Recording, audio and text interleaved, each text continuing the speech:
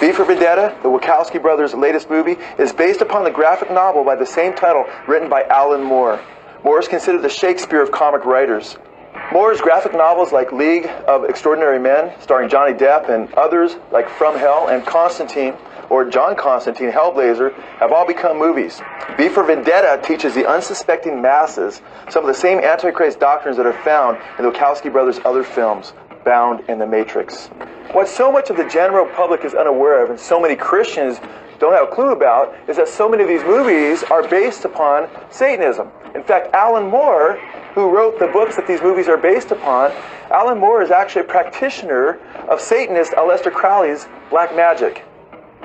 Moore has stated, quote, "I'd known about Crowley ever since I was 12, when I had my spate of reading Dennis Wheatley occult paperbacks and being told that Aleister Crowley was the wickedest man in the world. There are references to Crowley in V for Vendetta." Aleister Crowley, the most highly regarded Satanist of the last 100 years, believed that he was being used by Satan as his, quote, chief of staff, end quote, to prepare the world for the destruction of Christianity and the acceptance of the Antichrist. Moore not only admits to becoming demon-possessed after practicing Crowley's magic, but admits that his objective was to become a more effective writer. V for Vendetta is actually a diabolical propaganda film wherein Aleister Crowley's New World Order run by the Nietzschean Superman is outlined in his satanic manifesto, the Book of the Law. This includes a wholesale slaughter of Christians and a bloodbath that brings an atmosphere conducive to the rise of the beast in fulfillment of what Crowley called the Age of Horus.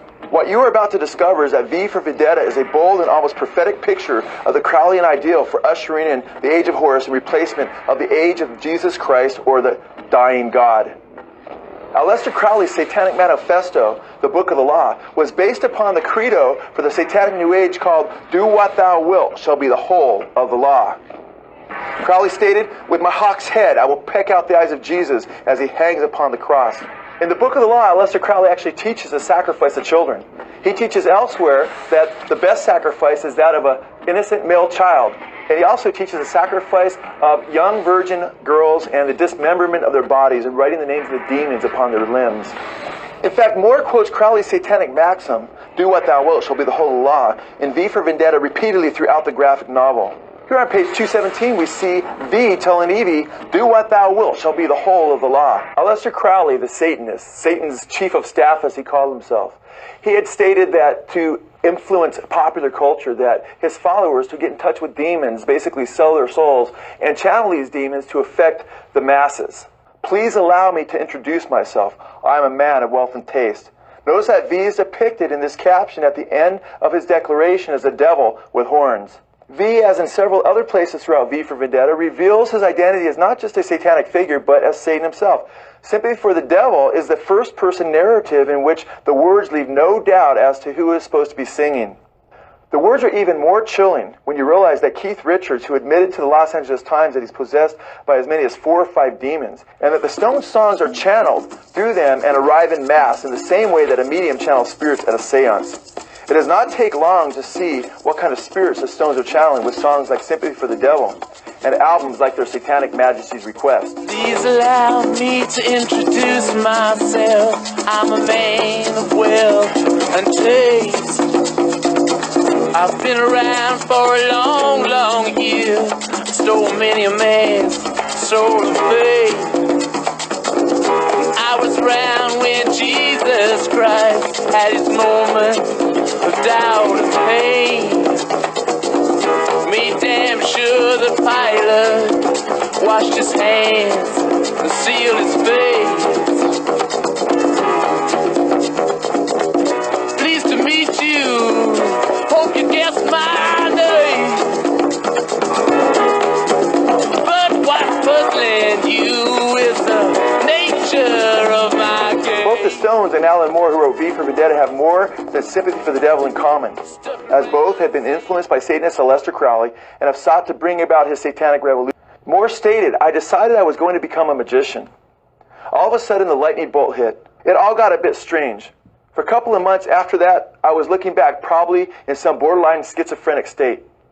I was very spaced out, God-struck. You babble for a while, babble like an idiot. I must have been unbearable for 2 or 3 months. I've integrated that now into the rest of my life."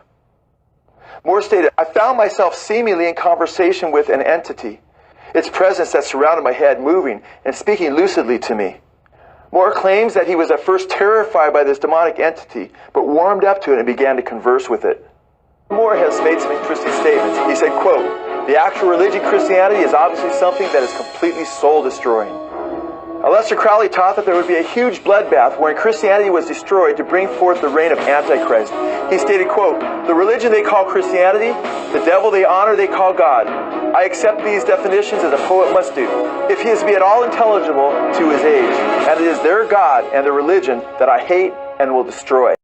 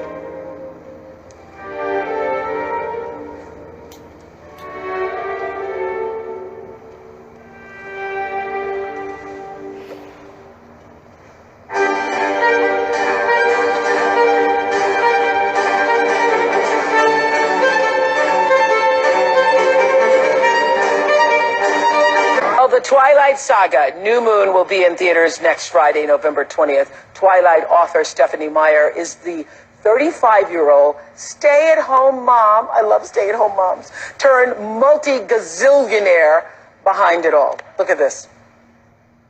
I don't know. It was June 2nd of 2003. That's the morning I had the great dream, and I woke up from it just enamored. And in the dream, it was two people in kind of a little circular meadow with really bright sunlight, and one of them was a beautiful, sparkly boy, and one was just a girl who was human and normal. And they were having this conversation, and the boy was a vampire, which is so bizarre that I'd be dreaming about vampires. And he was trying to explain to her how much he cared about her, and yet at the same time how much he wanted to kill her. I've never wanted a human's blood so much in my life. The dream really was one of a kind. It really captured my imagination. And so I kind of laid there and thought it out and wondered what would happen next. And then I got up and got the kids ready for the day. And then I sat down at the computer to write down some notes because I didn't want to forget it. And the words just started coming. My dream is chapter 13 of Twilight. And I actually wrote from chapter 13 to the end. And I went back and wrote the beginning. It was a passion and a frenzy when I started writing. Such an obsessive thing in the beginning. But it was a release, that was the damn burst. My husband thought I'd gone crazy. I barely spoke to him because I had all these things going on in my head, and I wasn't telling him about this weird vampire obsession because I knew he'd freak out and think I'd lost my mind. So by the time Twilight came out... The story came to her in a dream, but listen to this. Stephanie had never even written so much as a short story before writing Twilight. Just incredible. Coming up, Stephanie Meyer! So, were you a person who journaled or... No, and I have a hard time writing about myself. People who don't exist, I can write for hours. But for myself, it's like, I just never know what to say. So you'd never written a short story? You didn't want to be a writer? No, I studied literature and I love to read. But writing to me seemed, well, first of all, everyone knows you can't make a living at writing, right? So why do something that's so impractical? And then it seems kind of presumptuous to me, like that anyone else would want to read the things that are in my head. I never thought of it that way. And so how old were your children at the time? Eli was 1, Seth was 2, almost 3, and Gabe was 5. Wow. They were so little. This was 6 years ago before, before you hit the big time. And at the time when you started writing it, then did you think, okay, maybe it will be a book? I didn't think about that until it was finished, because in my head this was not something that I was going to finish. It wasn't a book in my head. It was you were just cataloging the dreams. Right. Well, I did the dream, and then I wanted to see what would happen to them. It was just me spending time with this fantasy world. And when it was finished, it was like, this is long enough to be a book, even. Wow. Now, I read everything except for horror. That was the one genre I just knew I was too chicken for. So I don't know how they got in my head, because I really wasn't thinking about vampires at the time. So when this hit, when, it obviously, went to the best, I noticed it at first because every week I read, the first thing I read out of the New York Times is the book section. And I would go to the bestseller page, and I kept noticing it on the bestseller, and I'm like, what is that? What is that? And then I went to my school, I have a school in Africa, and all my girls were reading it. And one of my, I call them my daughters, said to me, Mom, Oprah, you should try it because it's delicious reading. It's delicious reading, and that's how I read my first Twilight. Yes. Oh, that is so sweet. It's delicious reading. We'll come back and talk. Mothers started reading it because their daughters were reading it, and then sisters and friends, and now people, women and men of all ages are into the Twilight series. It's ignited a love of reading for children and adults alike. And joining us on Skype is librarian Crystal Methlin and 20 teachers and students at Bolivar Middle School in Missouri, and they are all obsessed with Twilight, obsessed with Twilight.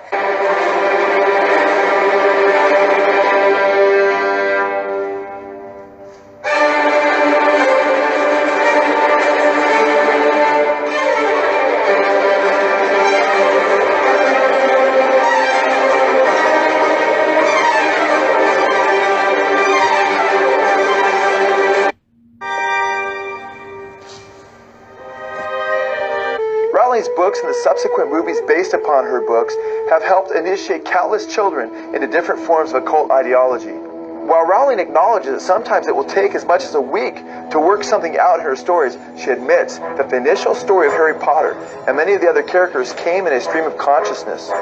Rowling admitted, quote, Harry as a character came fully formed, as did the idea of his sidekicks, the characters of Ron and Hermione, who was the brains of the threesome. She said, it started with Harry, then all three characters and situations came flooding into my head. Rowling describes the way that she writes as though she is often in a stream of consciousness, and that at times she's only taking notes of things she sees and hears in what sound like visions. She states, quote, I see a situation and then I try to describe it as vividly as I can, end quote. I have a very visual imagination. I see it, then I try to describe what is in my mind's eye. For author J.K. Rowling, it all started on a train. It was 1990, and she was traveling from Manchester to London. Rowling describes her own writing ability in writing the Harry Potter series, much in the same way she describes the channeling of spirits that takes place in the Hogwarts School of Witchcraft and Wizardry. Is it possible that J.K. Rowling herself is being used by spirit entities to indoctrinate our children into witchcraft? Joanne Rowling not only describes her introduction to her main characters in such a way as describing what she sees, but Rowling states that when she writes the dialogue between characters, she simply takes notes from what she hears almost audibly. She states, quote, and I do love writing dialogue. Dialogue comes to me as though I'm just overhearing a conversation.